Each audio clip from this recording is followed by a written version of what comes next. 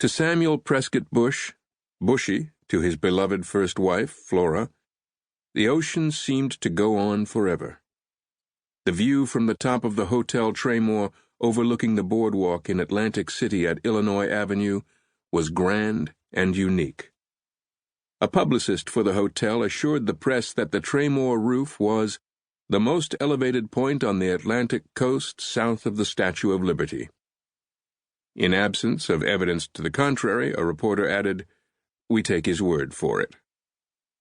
A prominent Midwestern industrialist, Bush was at the Jersey Shore in the early summer of 1915 to take part in what was described as the highest golf driving contest ever held in the history of the great Scotch game.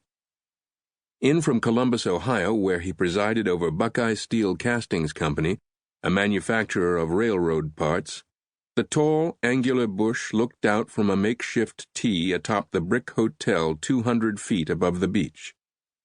A favorite of well-heeled visitors to Atlantic City, the domed Traymore had just undergone renovations that Bankers magazine solemnly reported had turned the hotel into a showplace with 700 rooms and 700 baths, the kind of construction project that was making grandeur ever more accessible to men who were building a prosperous business class. S.P. Bush was one such man. The son of an Episcopal clergyman, Bush, who was to become George H.W. Bush's paternal grandfather, had spent much of his childhood in New York and New Jersey.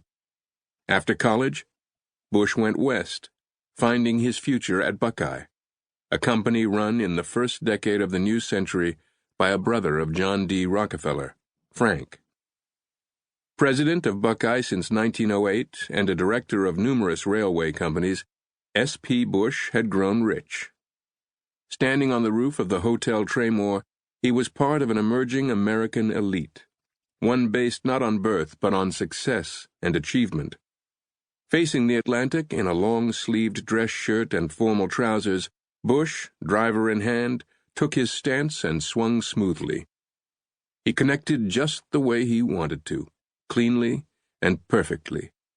The ball rose rapidly, a tiny spinning meteor.